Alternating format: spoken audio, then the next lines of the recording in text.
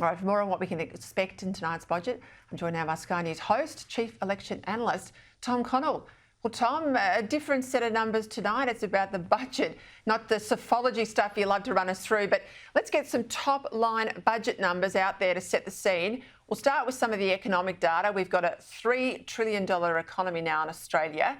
Right now, debt's running at $892 billion. I want to put that into perspective. When John Howard and Peter Costello paid off our national debt, back then they paid off $96 billion, so about a tenth of the debt burden as it stands tonight. We've already had that leaked to this morning. We can expect tonight a $9 billion surplus, but after that surplus, we're told it's deficits as far as the eye can see, meaning a lot of red ink, Tom.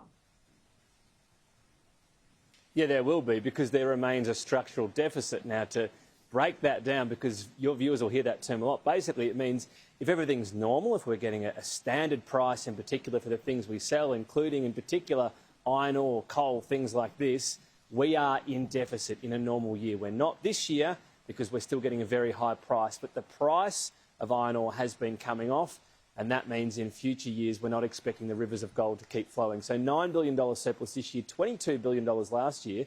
Now, they're good results. They don't happen automatically, but you've got to remember as well, Labor could not have just spent the money as it came in.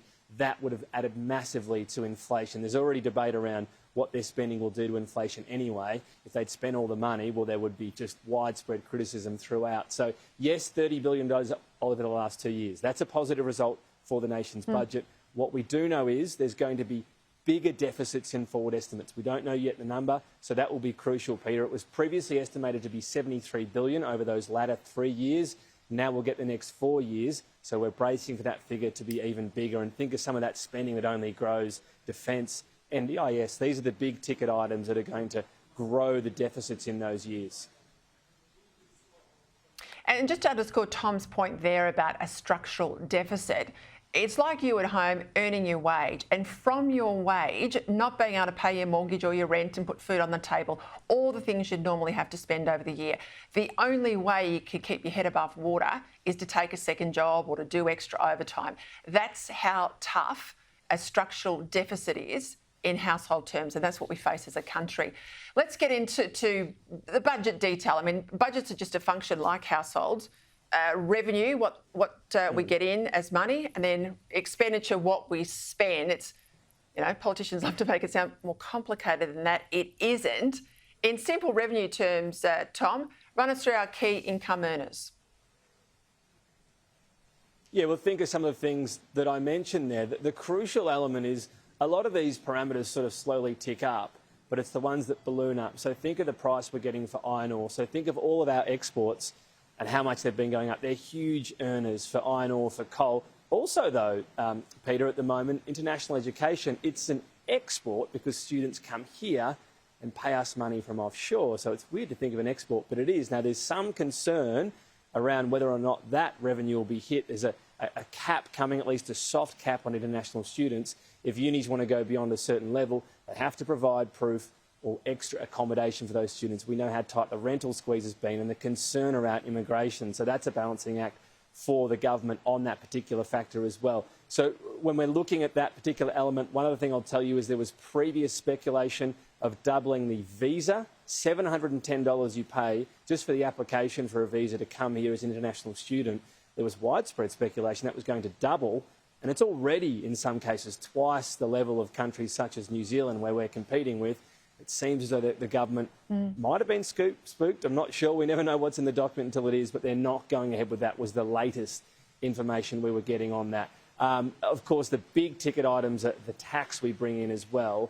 And if you think about the tax we're getting, we are so reliant on income tax skills. So, yes, the tax cuts, stage 3, the reworked Labor one's coming in, but we're still getting a massive amount from income tax because bracket creep has been on steroids lately with inflation contributing to higher wages. And we still get about double the amount of income tax, more than $300 billion compared to company tax, $155 billion. And that is way out of whack compared to other OECD countries. So we're still highly reliant on slugging workers' income tax to make the budget's it's adding up this year. It doesn't add up most years in future years. So I'm not going to say to make it add up, but to just get it close at least. So if you feel at home you're doing the heavy lifting and business is not, you're absolutely right. That's borne out in the budget. In terms of expenditure, we've got some big ticket portfolios. You mentioned before that the structural deficit. There's also structural spending in those portfolios. I mean, if you get to pension age and you're entitled to a pension, whether the government's budgeted for it or not, you will get one. So these are the things that you can only really curtail spending in these big portfolios if you are politically prepared to take things off people. And I think more and more time we're not prepared to do that. Run us through those portfolios. The biggest one by far is the NDIS, Peter. This is blown out by tens of billions a year in the latest forecast by the year 2030. And the issue here is mainly who's on it. Initially, it was meant to be people with a severe and permanent disability. We've seen the reality be a lot more people, in some staggering stats about how many young boys, for example, are on the NDIS. Now, the government has said it wants to rein that in, but it's a very slow process. By 2025, they want to reduce the increase annually to 8%.